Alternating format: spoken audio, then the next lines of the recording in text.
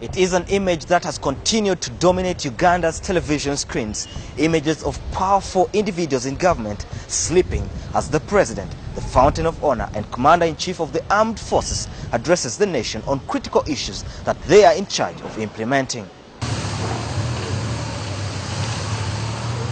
A quick flashback. Date 6th June 2013. Time check 2:30 o'clock.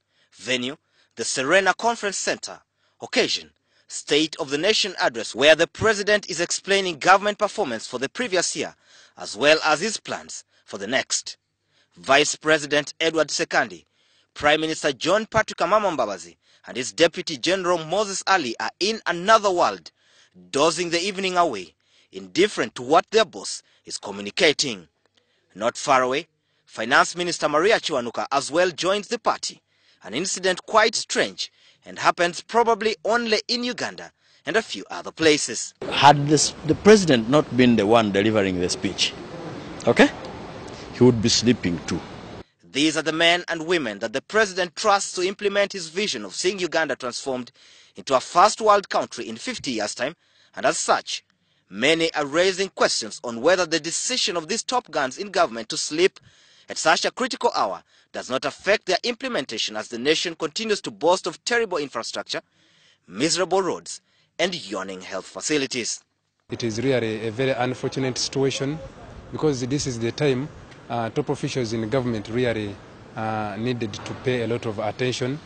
The same sleeping group is the one that the president enjoys working with.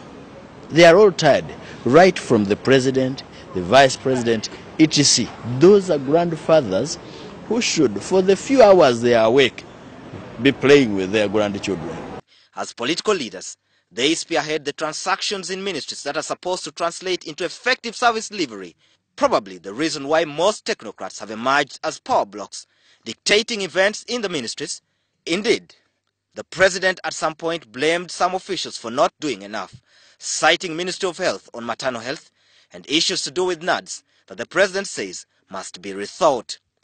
Billions have been swindled from the Office of the Prime Minister, Ministry of Finance, Ministry of Public Service and other government agencies, and as such, a joke has emerged that the money is often stolen as the political leaders retreat to slumberland. You cannot expect life to be better.